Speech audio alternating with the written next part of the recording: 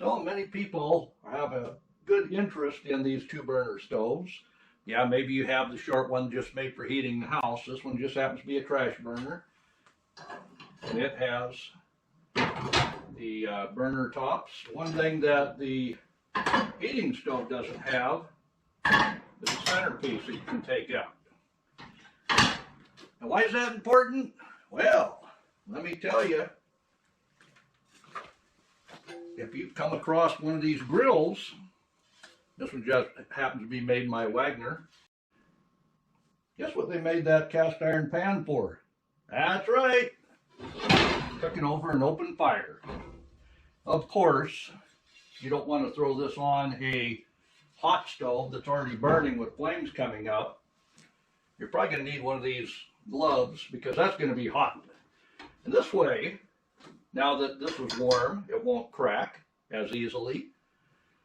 The fire will get this warmer than if it was sitting over the top of the burners. And I believe you could cook breakfast on this very nicely. So, let's get out the bacon and get this started up for breakfast. Sound good? Still dark outside by the time we got everything ready. Sun should be coming up. Well, this is what everybody wanted for breakfast. We got bacon, we got hash browns, we got some eggs and muffins. We got a little bit of ham there too. And I've been heating up the griddle while I got that stuff ready. You don't want to put the griddle right straight over the fire. You want to leave those in the eye just to keep the heat away from that, from flashing it and possibly cracking it. So I think we're warm enough now. It's so hot I got to use the glove, but we're going to go ahead and put our bacon on. Just see when we're hot enough to start cooking anything else. Sound good? That's what I think. I think there's two of them here.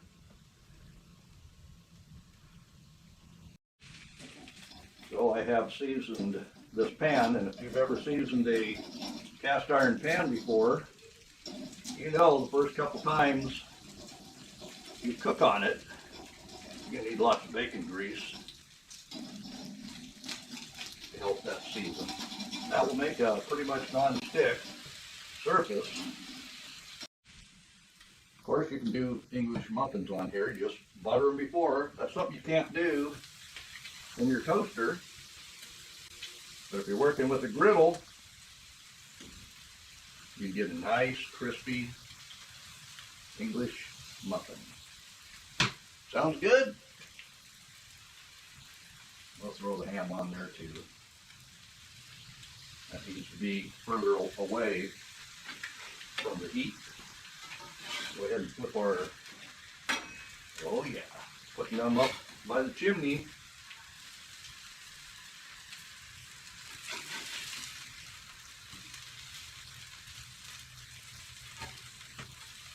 That one's mine. So as you can see, the griddle's getting good and hot, so we'll open up the chimney, let the flame go up the chimney, which will actually cool down the griddle. I don't know if you knew that, but if you need to control the heat on your griddle, let some more of that smoke and heat go up that chimney. Of course, another way to control that heat, pull that pan down, put them burner discs back in place. We'll leave that back open.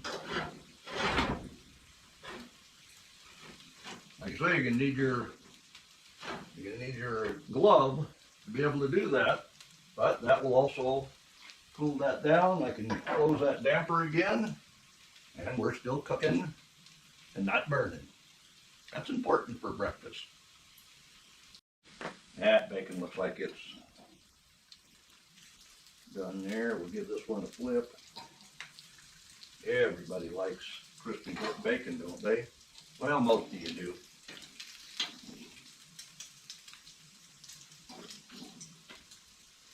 Those English muffins are perfect. Nice and toasty.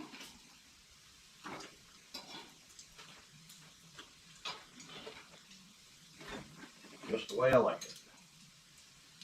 Now we'll get some pancake on there. Not enough bacon grease, so we'll make sure this is going to be non-stick.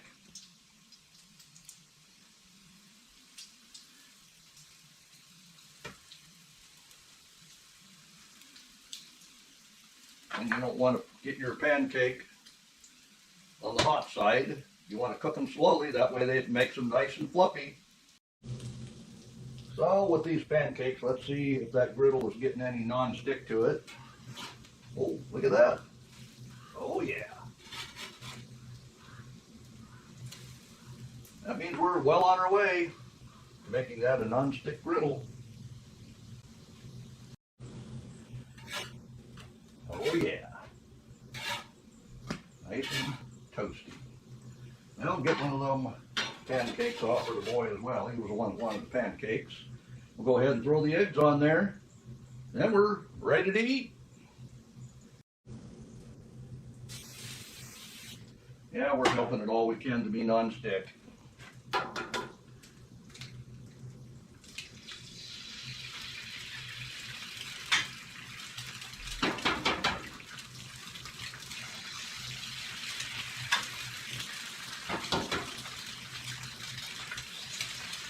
Uh-oh.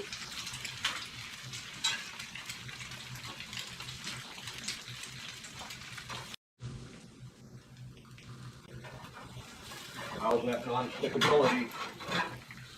I know I got this one. Oh, look at that. Yeah. You do too? Oh yeah. There we go.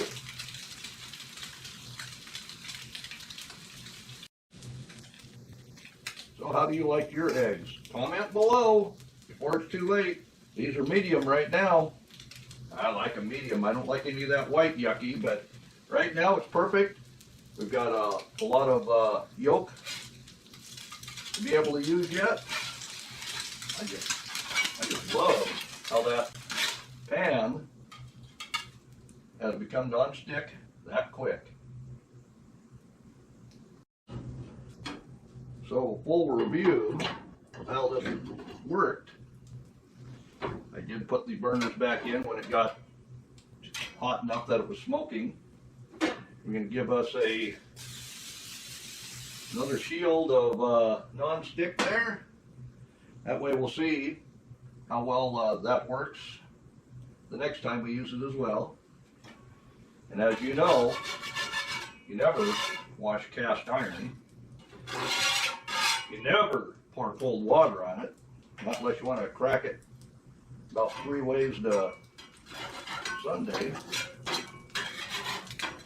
And now's the time to get any of the bits knocked off of there. We'll go ahead and let that cool down on the stove, and it'll be wonderful the next time we use it. We'll just need to clean up those bits with a paper towel when it's cool. Alright, everything's cooled down enough. It's still warm. Clean this up with the paper towel. Get all the excess oil off. Clean off any of the bits that were left behind. This way, it'll make this more of a non-stick pan the natural way. With bacon grease, I'm telling you, guess what a trash burner is good for? That's right, getting rid of your trash. Well, thanks for stopping by to see how I use the trash burner with this griddle that I put new seasoning on. It was all rusty when I found it. It's looking wonderful now.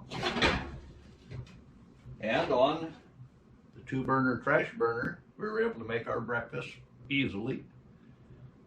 Well, you notice I have a little bit of a man glitter on. Well, I have a secret project I'm working on. You'll see that soon enough. But today, I want to thank you for stopping by to see how to make breakfast on the 2-burner stove, wood stove.